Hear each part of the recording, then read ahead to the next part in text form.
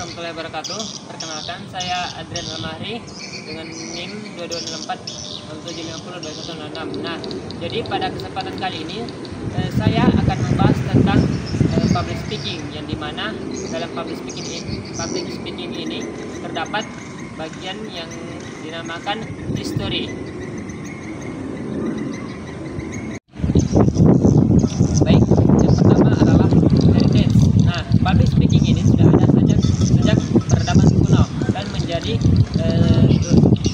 salah satu kebudayaan penting pada peradaban manusia.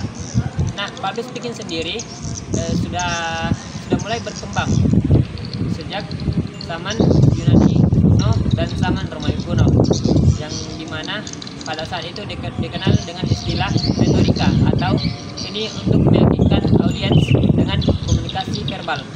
Nah, pada zaman tersebut terdapat tokoh yang dikenal dengan nama Aristoteles, di mana Aristoteles sendiri itu mempunyai 3 unsur dalam public speaking, di mana tiga unsur tersebut adalah ethos, pathos, dan logos.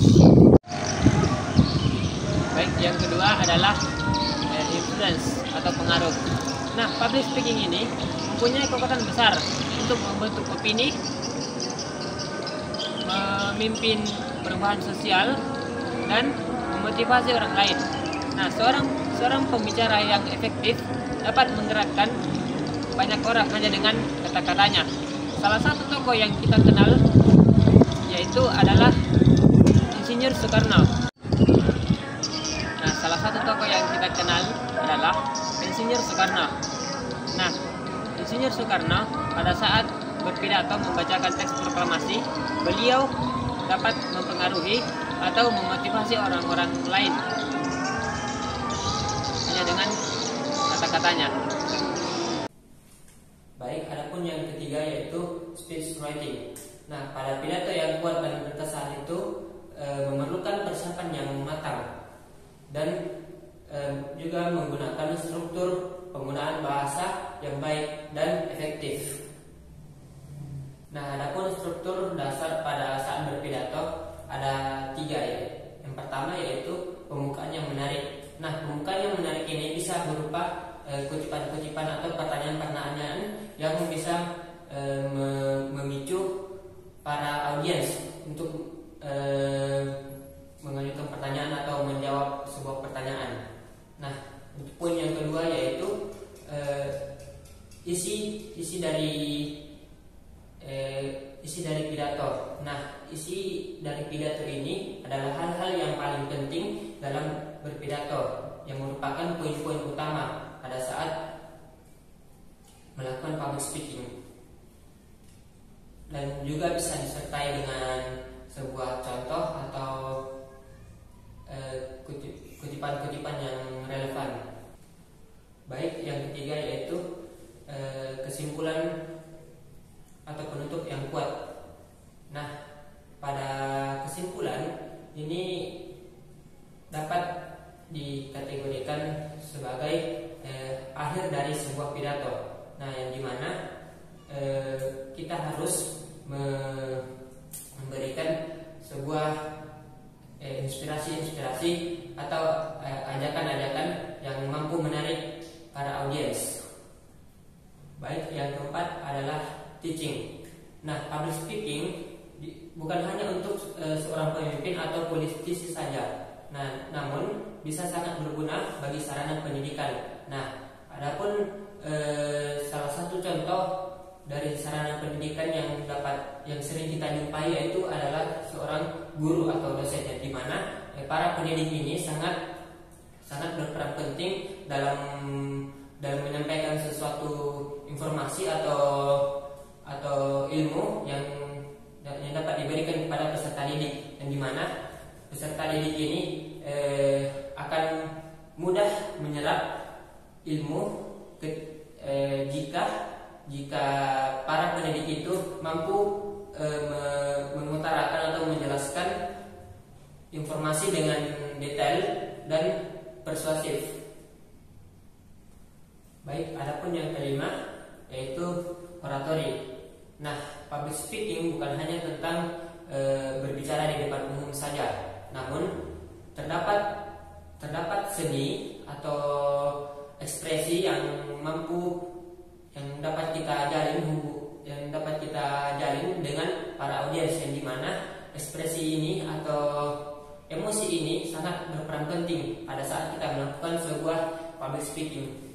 Nah, jika oratori ini tidak berjalan dengan baik, maka seperti ada hal yang kurang di dalam public speaking tersebut. Nah, yang dimana hal ini dapat mengurangi rasa kepercayaan atau rasa emosi dari para audiens. Nah, jadi oratori ini sangat berperan penting pada saat kita melakukan sebuah public speaking,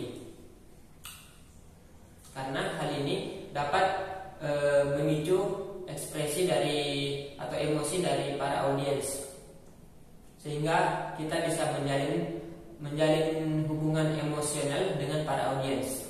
Adapun hal-hal yang mendasari dari oratori ini atau hal-hal yang perlu diperhatikan dalam oratori ini, yaitu yang pertama, vokal yang kuat. Nah, vokal dalam hal ini adalah intonasi yang dimana kita sangat perlu pahami dan didalami, karena ini salah satu hal yang penting dalam sebuah public speaking.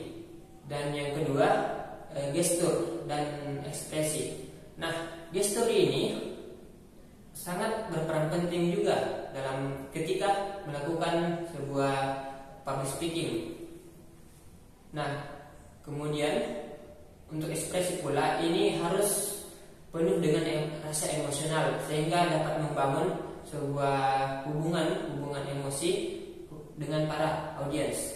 Nah, yang ketiga adalah kontak mata, yang dimana kontak mata ini sangat penting. Bisa dikatakan ini hal-hal yang tidak dapat dipungkiri juga pentingannya ketika melakukan sebuah public speaking dengan para audiens. Baik, yang keenam yaitu revolution. Nah, dahulu orang-orang hanya bisa melakukan public speaking di atas panggung atau di tempat-tempat umum saja. Nah, tapi sekarang teknologi semakin berkembang, dan di mana ini dapat memudahkan orang-orang untuk melakukan penyampaian ide atau public speaking. Nah, tidak hanya di panggung saja, namun dapat dilakukan di sarana-sarana atau media-media digital seperti YouTube, podcast, webinar, dan lain-lain. Baik, yang ketujuh adalah your voice. Public speaking bukan hanya tentang meniru atau mengcopy cara berkomunikasi orang lain. Nah, tetapi juga kita harus menemukan gaya yang pas, gaya yang cocok, gaya komunikasi yang bagus untuk kepribadian kita masing-masing, karena setiap orang ini mempunyai gaya bahasa, gaya komunikasi yang berbeda-beda. Nah, salah satu contoh yang dapat kita petik yaitu Najwa Shihab. Nah, Najwa Shihab ini memiliki gaya komunikasi yang tegas dan cerdas dalam wawancara atau diskusi politik. Baik, pesan akhir dari saya yaitu public speaking bukan hanya tentang bagaimana cara berbicara di depan orang banyak, tetapi tentang bagaimana menyampaikan ide dengan jelas, berpengaruh, dan bermakna. Itu saja dari saya. Sekian. Assalamualaikum warahmatullahi wabarakatuh.